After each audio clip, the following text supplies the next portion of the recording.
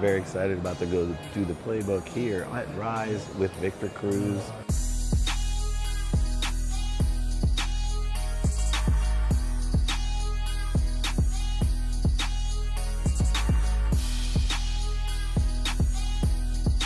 Deja vu. I don't know how we got here, but we're in Hong Kong.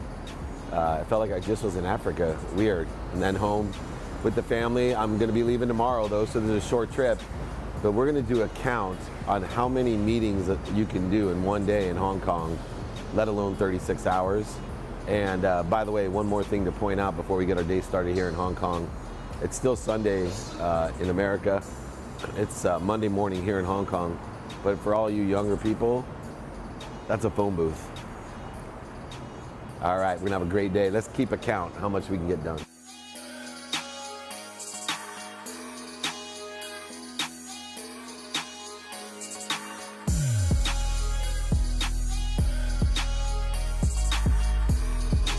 Hi. Pleasure to meet you. Hi, Victor. Dave.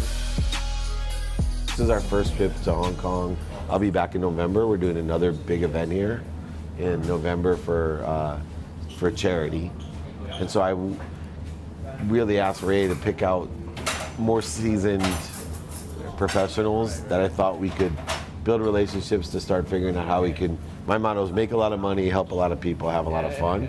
Yeah. So I was, well, I can relate to that. Yeah, and I so looking at your guys' background, I felt if we're going to build relationships, it might be interesting to learn more about your business, see how we can help both ways. Yeah.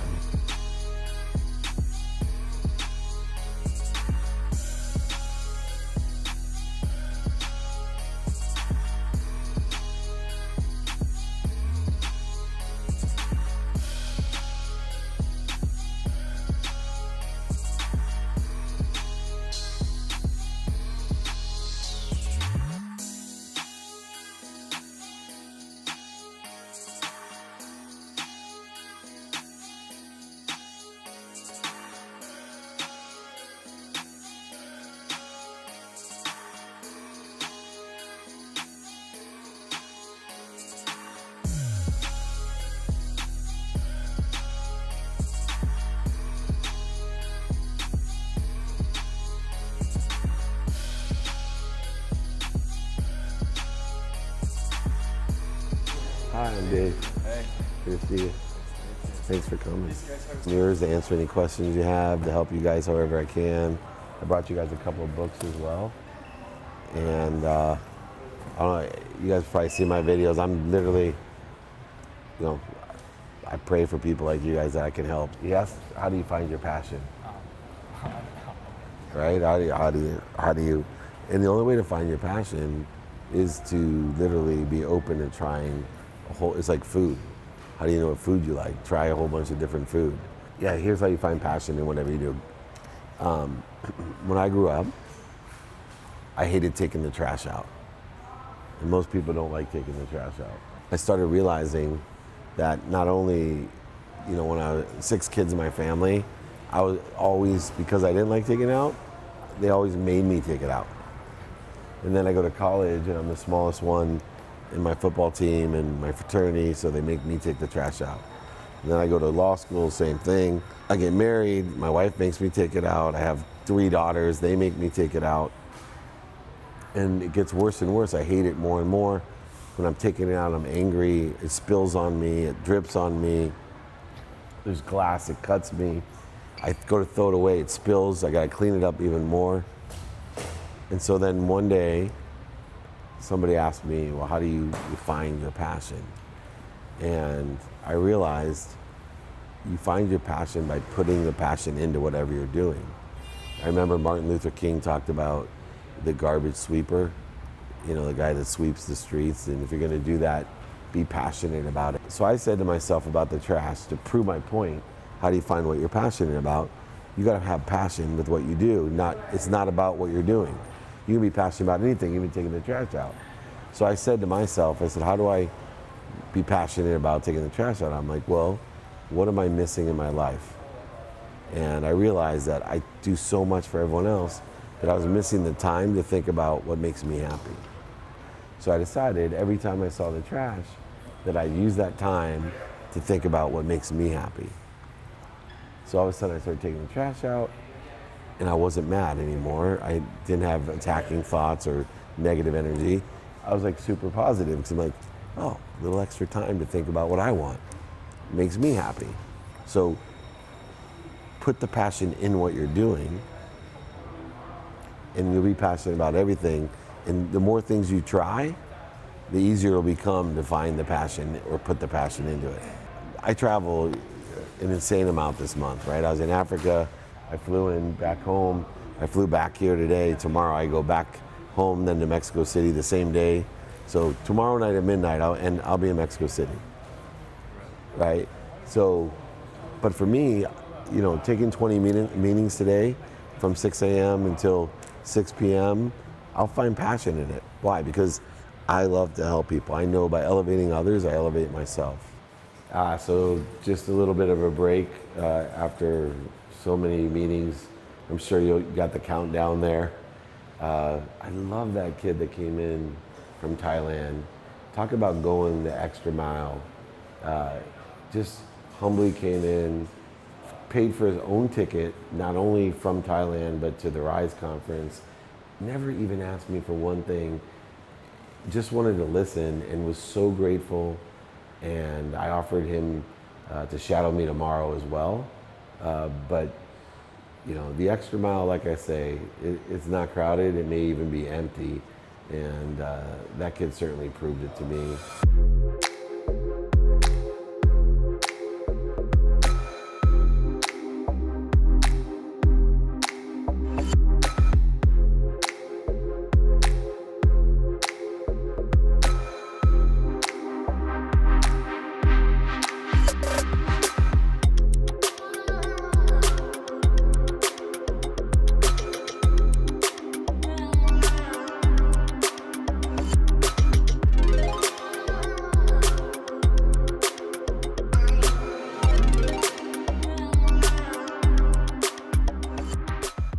Here now, we're going to help a lot of entrepreneurs and have some great stuff going on with the pitch competition, several different playbooks, a lot of speeches. On the main stage, you're going to have a great time here at the RISE conference in Hong Kong.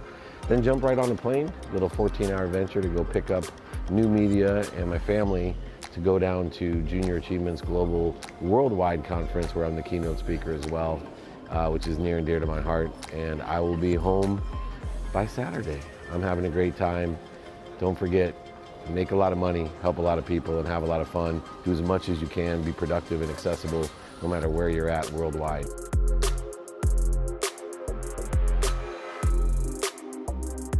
We basically did a 3-minute elevator pitch here in Hong Kong at the RISE conference. We had 6 extraordinary companies looking at and really diverse judges. I was super impressed with the comments and questions that they had.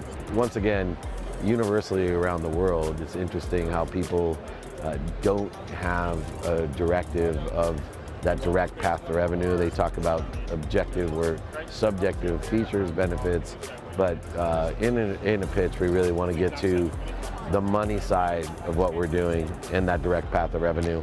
But really great experience, and look forward to the next one here at RISE.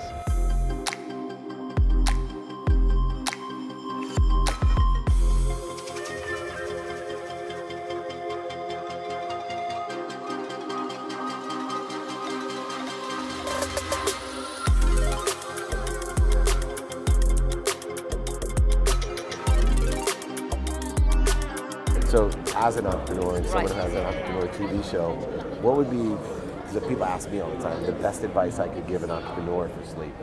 I think that one's attitude towards sleep has to change, right? So don't think of sleep as time away from work. Or wasting. Yes. Instead, think of sleep as a way to prepare and do a better job when you're working. I love that. If you think of it that way, you'll make time for it.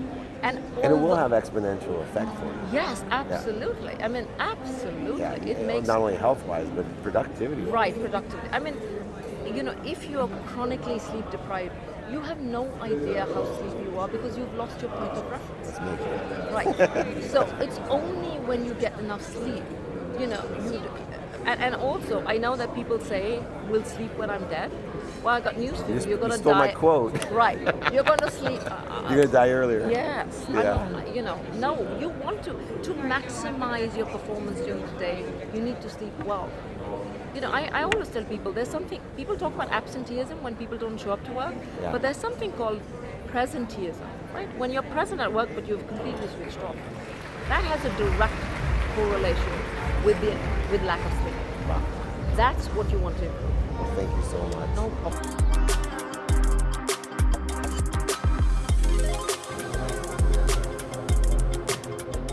All right, very excited about to go do the playbook here at Rise with Victor Cruz. Really excited, man. Great guy. This is going to be a really interesting conversation. And this is a killer convention. Growing up as an underdog, through the NFL as an underdog, winning the Super Bowl, I believe every entrepreneur is an underdog, right? There's so much fear, so much rejection, so much unknown. What piece of advice would you give to an entrepreneur as an underdog to either overcome the fear or to manifest what they desire? I think the first thing I would say is just keep fighting. I mean, there's going to be doors that close in your face. There's going to be opportunities that may not come to fruition the way you want them to, but you're here for a reason. You have this. You call yourself an entrepreneur for a reason. So you want to continue to break through those barriers, same barriers you've probably been breaking through your entire life. So just keep fighting, man, and always understand what your goal is, what your ultimate goal is, and don't stop until you reach every barrier, break through every barrier to get to that goal. Did you get to meet Victor? No, I didn't. Oh, I'm sorry. Hi, I'm Mita Singh. I'm a sleep doctor. Okay. She's the sleep doctor. I was very interested. You don't wear your Super Bowl ring. I don't. It's so big. And Isn't that funny? this finger got kind of swollen after, so now it doesn't kind of fit the Really? same way. But the ring is so big. Plus, my mom has it. She loves it. Oh, well, there you go. That's awesome. That's the best answer, Yeah. right?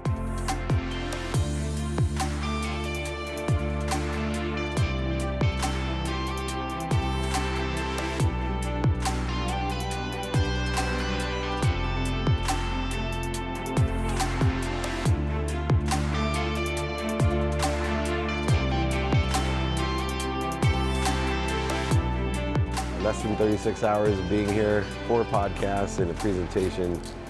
We are rising at the Rise Conference. Now I'm on my way to Mexico City. What a great trip.